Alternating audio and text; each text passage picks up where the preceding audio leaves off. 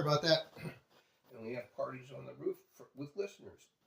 we were touchable. We were not untouchable like so many disc jockeys and radio stations in Los Angeles at that time.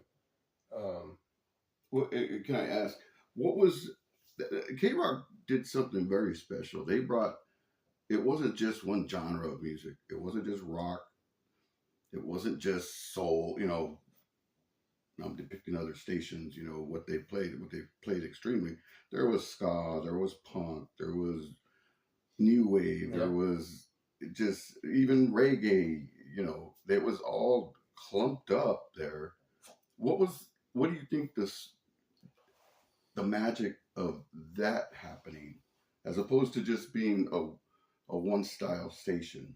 You know what I mean? Well, that's I guess what we were known for, and you know, it some people it turned off, some people they loved it because they were being exposed to music they've never heard, and that was part of K-Rock. Yeah, definitely. I told you the story when we first got the B-52s. It was on a quarter-inch reel-to-reel tape. They didn't have a record deal, and we put it on cart and we play it. You know, so many bands we started off that way. Yes, champion, yeah. But Missing Persons, you know, for one, that became big and pretty well known. Missing Persons played at our Christmas party. You know, the Basios were a great couple. I see her out on the road now. Yeah, still playing. Yeah, she's still playing. Yeah. Still playing. A lot of bands are coming. What do you think about all the bands still coming back? It's still. I think it's great. It was like a revival or something. Like, somebody had to pay their Mercedes payment. Right. I think a lot of these bands never really went away. In some ways, I mean, they were either busy in the background or something. You making know, a life, really.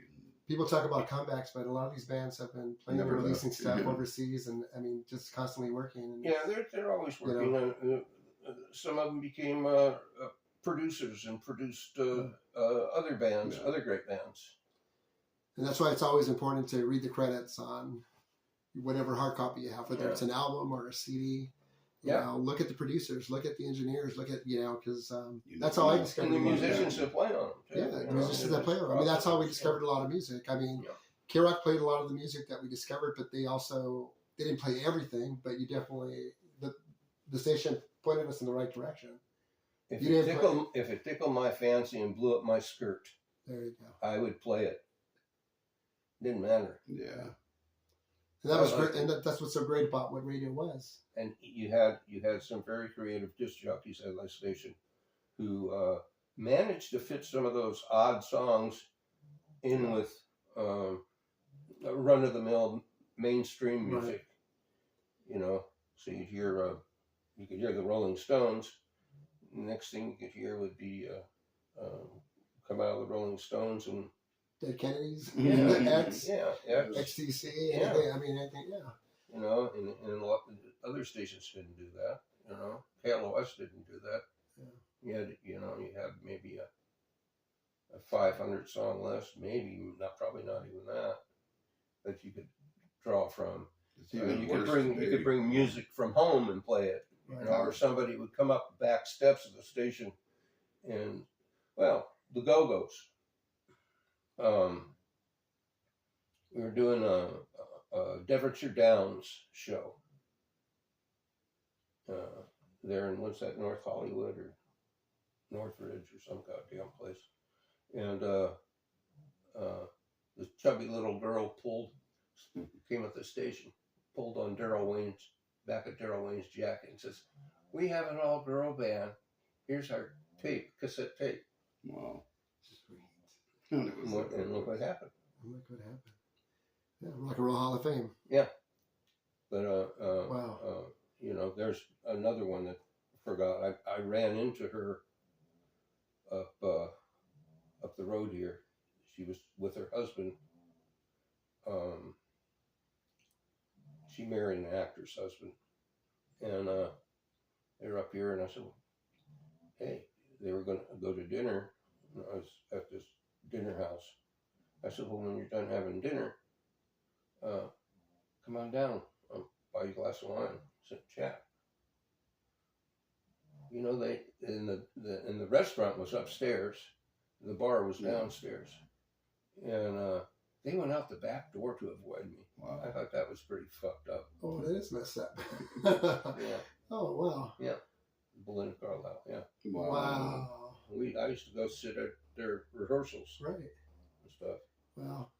I thought they were special friends, but you know, they get to a certain point, you know. I mean, they're making a lot of money. Everybody wants a piece of them, and They know it. they change. Yeah. Yeah. It changed. They change, which I guess is a natural thing. I think, For some. you know, we had some really great people, and we had a great venue there in Pasadena, Perkins Palace, when it was going, where they started bringing in all our bands, Yeah. you know, that we were playing. So it was a good ride. It's a part of history. I'm glad you're keeping it alive.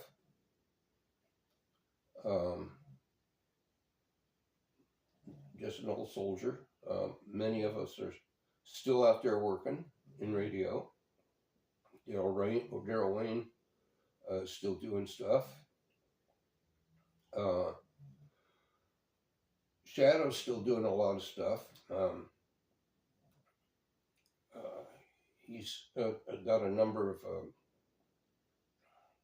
videos out on YouTube. Some of the stuff he's doing. I've seen a couple. Yeah. Yeah, and it's mind-boggling that he's such a great producer and so creative. He was Fred rated. Fred rated, Yeah. Fred rated. Wonderful guy. Has a wonderful family.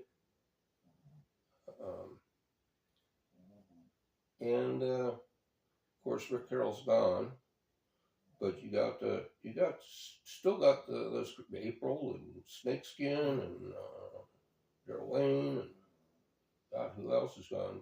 But we lost a lot of them. We lost Sam Freeze. We lost Dusty Street. And there's a losses that, you know, people in this group obviously have felt because those are the people we grew up with, including yourself. So we're very grateful, and we couldn't have this page without you.